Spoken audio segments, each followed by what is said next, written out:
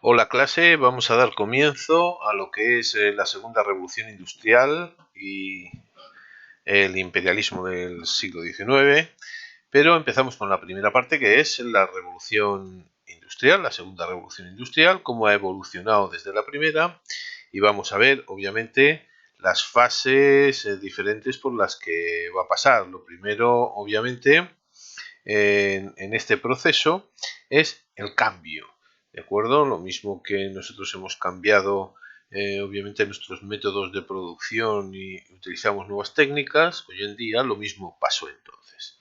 ¿De acuerdo? La segunda revolución industrial se desarrolla entre 1870 o más concretamente entre 1873 o a partir de 1873, y os comento el año porque hubo una gran crisis de producción y obviamente a partir de ahí empezó a revolucionarse de nueva manera lo que se había conocido hasta entonces. Pero bueno, nos centramos en estas fechas, ¿de acuerdo? Entre lo que es el final del modelo de la primera revolución industrial y el inicio de la primera guerra mundial, ¿de acuerdo? Se van a emplear nuevas fuentes de energía, ¿de acuerdo? Con lo cual se van a crear nuevas industrias y también va a haber revolución en transportes y comunicaciones. El capitalismo, o sea, el método de obtención de dinero, va a ser marcadamente financiero, ¿de acuerdo? O sea, los bancos van a participar activamente y va a haber concentración empresarial. Ya veremos cómo hay varios modelos, ¿de acuerdo? Y obviamente el comercio internacional se va a expandir y lo va a caracterizar. ¿De acuerdo? Reino Unido va a dejar su posición primordial para dos países, Estados Unidos y Alemania, que quizás también nos indican el porqué de esa nueva fase y ese nuevo proceso bélico que se va a dar y que va a enfrentar en cierta manera esos dos países. Bueno, nuevas fuentes de energía. Obviamente la investigación sigue participando, ¿de acuerdo? Lo tenemos aquí en la presentación. Investigación y empresa va todo junto, el I+D, que se dice ahora I+D más I, ¿no? Por lo tanto, laboratorios, patentes y fábricas y uniones empresariales van a ir todas conjuntas. Y es importante porque obviamente se está hablando que esto es una carrera por la obtención de los beneficios. La industria de los metales, bueno, con el convertidor de Bessemer lo que se va a conseguir es hacer aceros de todo tipo e incluso obtener aleaciones como o nuevos metales como el aluminio. El aluminio se obtiene a través de la electrólisis, por lo tanto, obviamente no es un proceso de fundición, con lo cual requiere mucha energía y hoy en día es la base de buena parte de los materiales que se utilizan, por ejemplo, en aviación, obviamente los aviones se crean con aluminio, porque tiene la rara habilidad de, al oxidarse, rellenar o al rayarse, rellenar los espacios que están horadados, con lo cual digamos que la placa de aluminio se protege a sí misma. Bueno, cosas curiosas. La industria química, por ejemplo, va a conseguir la creación de la sosa para blanquear telas, o bueno, van a aparecer nuevos compuestos, obviamente como colorantes, explosivos, fibras artificiales, abonos minerales, con lo cual obviamente la producción enfocada, por ejemplo, al campo agrario, pero también al campo industrial, se va a dejar notar. Y por otro lado, los nuevos elementos que se van a emplear para este desarrollo va a ser que vaya desapareciendo poco a poco el carbón, que no va a desaparecer, todavía lo utilizamos hoy en día, pero se va a sustituir por el petróleo y la electricidad. ¿De acuerdo? Para ello, obviamente, la invención del dínamo, de la lámpara de filamentos de Edison, o bueno, la conducción de la energía eléctrica a través de cable de forma alterna de Tesla. De acuerdo, eso va a facilitar pues el alumbrado público, que los transportes como el tranvía o el ferrocarril eléctrico se desarrolle y que todavía se mantengan hoy en día. Y obviamente el gran desarrollo de la industria química, que va a pegar un salto de cantidad y de calidad a partir del descubrimiento del motor de explosión, con lo cual obviamente se abandonan las calderas de vapor por obviamente el motor de explosión gracias al empleo de la bujía y de la gasolina. ¿De acuerdo?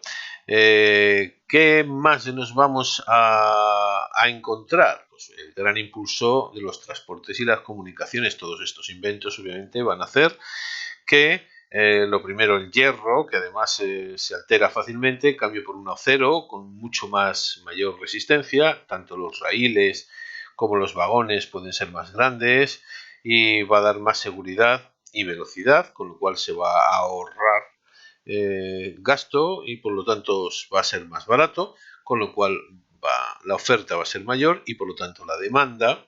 Además, las cargas, peso, va a aguantar muchísimo más, con lo cual las grandes cargas pesadas se van a poder transportar mucho mejor. En cuanto a la navegación, los antiguos ships de vela, esos barcos de 3 y 4 mástiles van a desaparecer, dejando paso a las grandes calderas, y se van a construir los grandes canales como el de Suez y el de Panamá.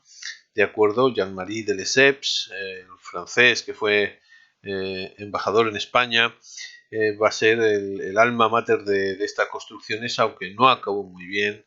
Se le acabó acusando de todo para echarle de Panamá, lo consiguieron y los norteamericanos acabaron controlando la construcción de Panamá, previamente ayudando a la independencia de este país de la Gran Colombia. Paso imprescindible obviamente para hacerse después, como pago de las ayudas, con el control del canal, y así aseguraban obviamente el paso de sus barcos gratuitamente y cobraban a los demás. En cuanto al automóvil, que es cuando se va a destacar, de acuerdo, en el momento que se desarrolla el motor de explosión y los neumáticos, pues va a darse esa nueva sociedad, de acuerdo, que bueno, que va a destacar. Lo primero, Renault, que va a crear el primer volante, con lo cual podemos hablar de un automóvil ya muy actualizado, pero la cadena de montaje de Ford, lo que es esa cadena en la que los obreros están perfectamente especializados, va a lograr que obviamente se produzca muy rápido y salgan constantemente material al mercado. Además, con muchas facilidades para que el norteamericano medio pudiera conseguir el famoso Ford T. De acuerdo, en la aviación empieza a destacar el aeroplano de los hermanos Wright, aunque no son precisamente los primeros, porque ya había habido obviamente desarrollo de todo esto antes, pero bueno, digamos que se ha tapado los inventos de que ya se habían dado en Portugal, por ejemplo, e incluso un siglo y pico antes en España o en Alemania, dando paso, bueno, al aeroplano o esa cosa que voló 200 metros de los hermanos Wright. En cuanto a otros métodos de transporte, ojo, tranvías y ferrocarriles eléctricos subterráneos, nace el metro, el underground, y la bicicleta, y una bicicleta que cada día se va haciendo más pequeña, porque en principio tenía las ruedas enormes, va permitiendo el transporte de las personas más modestas, ¿de acuerdo? O incluso de las clases medias de paseo. En cuanto a comunicaciones, el desarrollo del teléfono y la telegrafía sin hilos, ¿de acuerdo? Y obviamente las artes gráficas y las innovaciones técnicas en la prensa, que van a crear esa sociedad que hasta hace unos años ha preponderado. ¿De acuerdo? ¿Todo ello a qué nos lleva? Nos lleva a que van a nacer nuevas potencias industriales que van haciéndole sombra al Reino Unido, que es lo que hablábamos al principio. ¿De acuerdo? Alemania y Estados Unidos la van a sobrepasar. Primero porque Alemania ya era la segunda potencia mundial en el último año del siglo XIX, en 1900. ¿De acuerdo?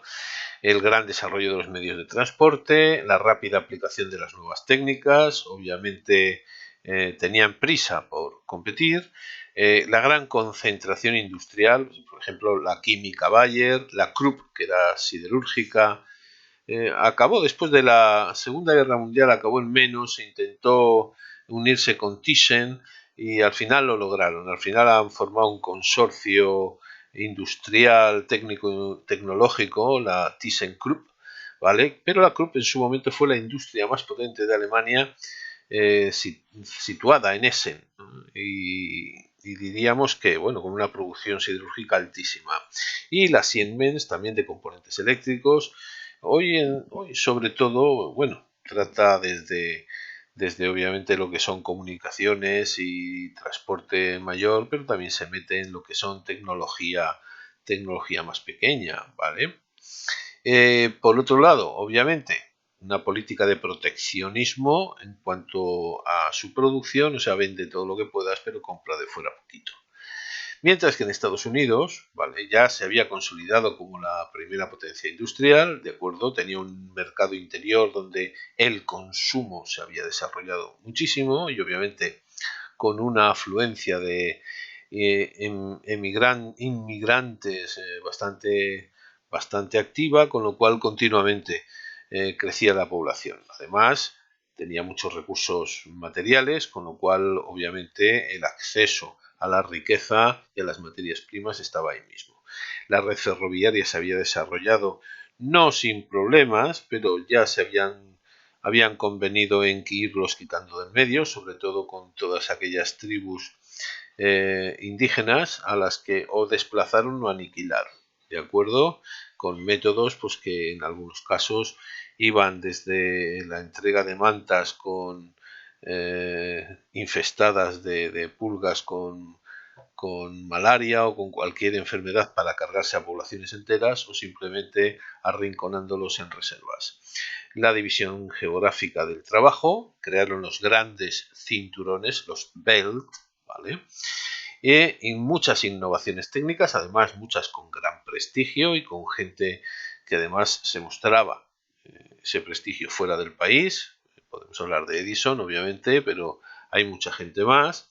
Y la creación de grandes corporaciones industriales, ¿de acuerdo? Tanto de acero, petróleo, electricidad y demás. En esto tendríamos que hablar de lo que son, obviamente, la creación de los cártel, los trust, ¿de acuerdo? Los tenemos aquí.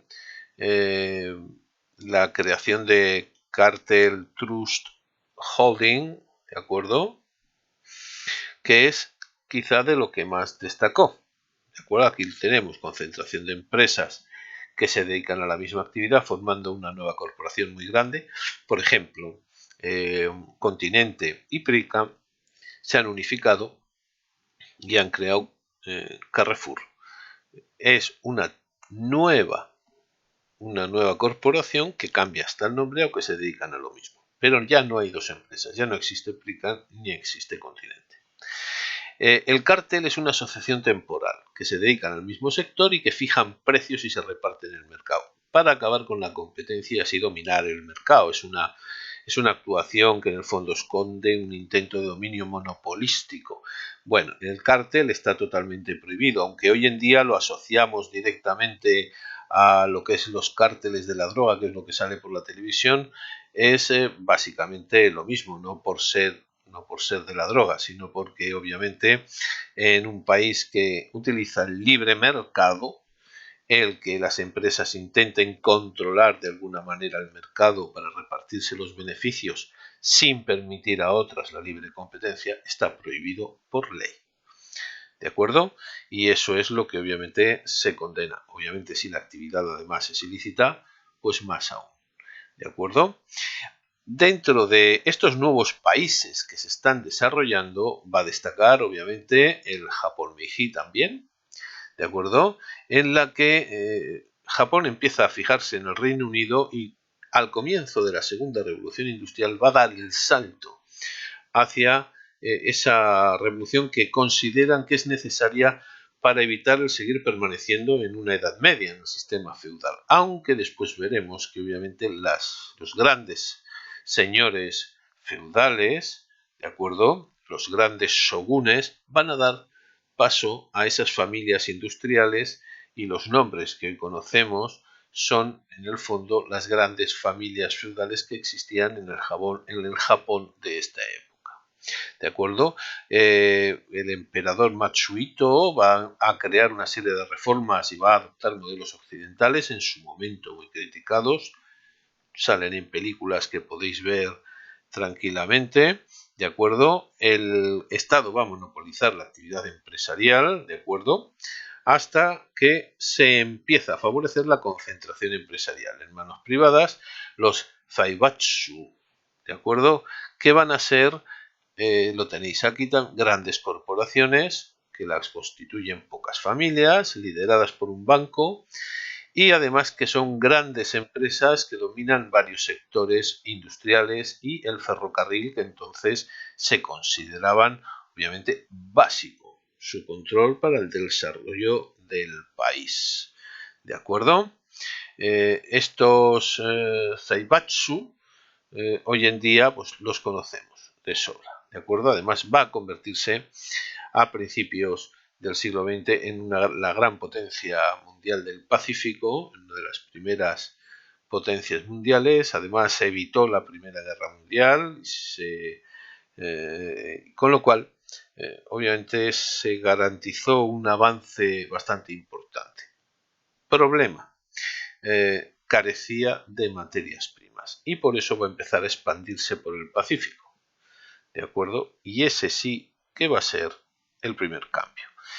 ¿Qué es la consecuencia de todo esto? La mundialización de la economía, porque el mercado se agranda, ya no se queda en el país o en las cercanías, sino que interesa ya desde Japón, que tenía cierto prestigio, ya desde 1905, cuando en la guerra ruso-japonesa, vence a los rusos, y el intento de creación por parte de su gobierno de un país muy a la occidental, a partir de ese momento obviamente es un mercado más, ¿de acuerdo?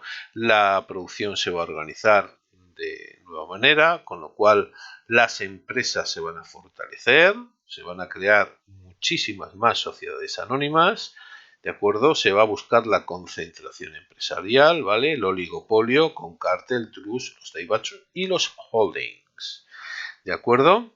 Y así intentar controlar el mercado. ¿De acuerdo? Los bancos obviamente van a inyectar capital y obviamente la bolsa se va a desarrollar muchísimo y va a ser esencial para dar paso a ese capitalismo financiero.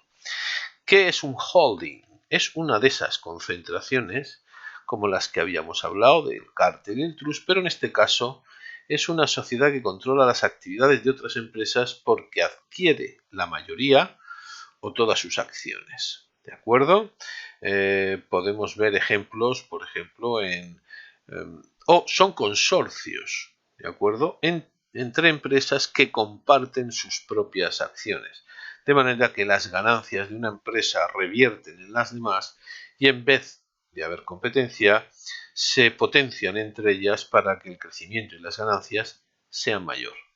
¿De acuerdo? A veces lo hacen para controlar un mismo proceso productivo o se dedican a sectores muy semejantes de producción, generales, por ejemplo el alimenticio, ¿de acuerdo? Y controlan ampliamente un sector productivo. ¿De acuerdo? Y esa integración de los mercados de capital y el desarrollo del comercio internacional va a hacer que la inversión de los bancos, grandes sumas de dinero, ¿de acuerdo? Hicieran que el mercado financiero se diera en cualquier lugar del mundo, ¿vale? En cualquier lugar del mundo. Por lo tanto, se iba buscando dónde invertir, dónde es más rentable colocar el dinero. Y detrás de eso, obviamente, ¿vale? Los estados como el Reino Unido, Francia y Alemania, que fueron grandes prestamistas, ¿para qué? Bueno, pues para Rusia, para América, para los imperios coloniales, iban prestando dinero que después cobraban con intereses. Es un método que sigue existiendo hoy en día, ¿vale? Que detrás del Banco Mundial y obviamente detrás de estos organismos internacionales, justo detrás de esos préstamos están los grandes intereses que hay que devolver. ¿De acuerdo? ¿Qué es lo que les interesa? ¿De acuerdo? Sí que se va a adoptar política proteccionista porque los países van a competir entre ellos, entonces van a intentar cerrar el mercado mundial, ¿de acuerdo? Y es una manera también de protegerse de que la competencia hacía que descendiera el precio de los productos, ¿vale? Aumentan, obviamente, por lo tanto, los consumidores, con lo cual, obviamente, pues, por decirlo de alguna manera, la gente puede acceder a más productos. Los transportes además van a ser más baratos, ¿vale? Y se van a llevar los productos a cualquier rincón del mundo, lo que va a favorecer la expansión, obviamente, de estas industrias. ¿Qué va a pasar? Que se va a adoptar el patrón oro como cambio de divisas internacional. Absolutamente todas las monedas van a tener un valor en oro para poderlas equiparar a nivel internacional y que el intercambio de divisas sea un intercambio fijo, lo que va a crear un mercado internacional estable. En principio, Europa domina el mercado, ¿de acuerdo? Son los primeros que se han lanzado. Y obviamente van a ir a buscar en el resto del mundo materias primas y, por supuesto, encontrar gente para vender los productos ya elaborados. El tercer mundo, que llamaremos posteriormente, no van a ser solo los que ofertan la materia prima, sino los compradores de esa materia transformada. Y en este punto, como podemos ver, el desarrollo del sistema bancario va a crear el gran movimiento de capitales y podemos ver las inversiones, por ejemplo, británicas, francesas y alemanas y las estadounidenses en el resto del planeta, ¿de acuerdo? Para que podáis comentar, para que podáis ver gráficamente un poquito, ¿de acuerdo? Y aquí dejamos un poco este punto para dar paso después a la expansión demográfica que va a dar lugar al imperialismo europeo en el siguiente punto.